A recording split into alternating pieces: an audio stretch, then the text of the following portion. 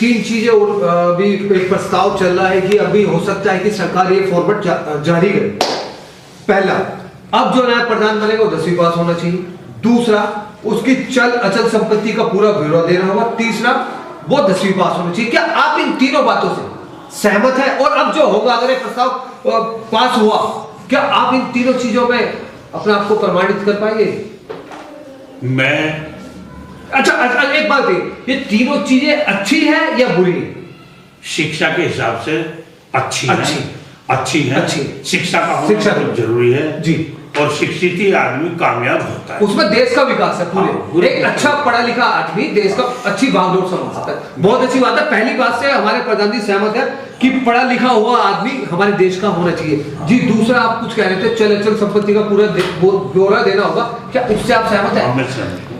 बहुत अच्छी बात है। प्रधान जी कह रहे कि पूरी चल अचल संपत्ति का जो ब्यौरा अगर सरकार मांगती है तो उसके लिए भी वो तैयार है। सरकार के पास है सब ब्यौरा जी। हमारी सब जमीन का, एक एक चीज का ब्यौरा सरकार के पास है। कितनी हम पे जमीन है, हमारी सब तहसील में है एक एक चीज हमारी जमीन। और हमारे पास घर के सिवा और कोई फैक्ट्री नहीं है गाँव में। किसी पे किसी एक आध आदमी पे होगी कोई जो फैक्ट्री होगी, किसी पूरे गांव में एक आध आदमी पे।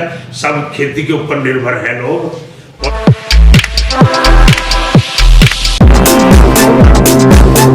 For information on the news around you, keep watching Face Talk YouTube channel. Subscribe to the latest news and press the bell icon. 10-11 आदमी लगाए थे जी। कई दिना जी। लेकिन यहाँ चक्कर क्या है, ढोर डंगर रखते हैं लोग जी। नियार लाते हैं, धान की फसल चल रही है, पूले लाते हैं, कोई कुट्टी काट रहा है, कोई कुछ कर रहा है। उस वजह से पूरे तरीके से आदमी सफाई नहीं रख पाता। देहात है, शहर में तो आदमी सुबह सफाई करवाई निकल गया, ड्यूटी की तरफ निकल गया। यहाँ ड्यूटी का काम तो है नहीं जी। कोई ढोर पाल रहा है, कोई कुछ कर रहा है, कोई किसान का काम कर रहा है, कोई नियार ला रहा है, तो उससे रस्तों में थोड़ी गंदगी हो जाती है जी। और बड़ा गांव है तो थोड़ा सा आप कहीं ना कहीं मानते कि सफाई को लेकर अभी आप थोड़ा सा हाँ पीछे है, थोड़ा सा पीछे हाँ, लेकिन अभियान आपने चला रखा है। बिल्कुल। इस सफाई को लेकर प्रधान जी ने अभियान चला रखा है। हाँ। वो इस बात से सहमत है, बहुत अच्छी और बहुत बड़ी महत्वपूर्ण बात है। वो कह रहे हैं कि सफाई को लेकर अभी थोड़ा सा पीछे है लेकिन आगे जाने का प्रयास चल रहा है। बहुत अच्छी बात है। अच्छा प्रधान जी, क्या आप इस बार दोबारा चुनाव लड़ेंगे? हाँ बिल्कुल लड़ेंगे। अगर आप इस बार दोबारा चुनाव लड़ेंगे तो आपकी इस बार रूपरेखा क्या होगी, रणनीति क्या होगी और बेरोजगारी को लेकर आपका क्या क्या लक्ष्य है? सबसे पहले जो अभी हमारे भाई ने क्वेश्चन रखा, सबसे पहले हम पूरे तरीके से सफाई पे ध्यान दिया जाएगा जी।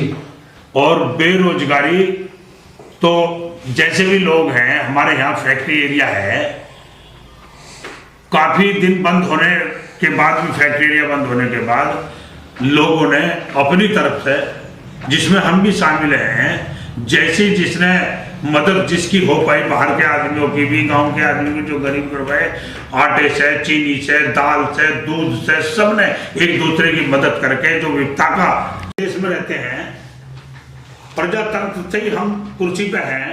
हमारी कोई कुर्सी बाप की जागीर नहीं है। ये अगर जनता हमारे साथ है तो हम इस कुर्सी पे बने हुए हैं, अगर जनता हमारे साथ नहीं है तो हम इस कुर्सी पे कभी बने हुए नहीं रहेंगे। जिन्होंने 40-40 साल कांग्रेस पार्टी ने हुकूमत करी है, आज उनका नाम निशान देते हैं। तो अब जातिवाद की राजनीति चलती हुई आ रही है। मैंने देखा है यहाँ को 200 आदमी पैदल 1500 किलोमीटर आपके चैनल ने खूब चलाया है, आपने खूब देखा है।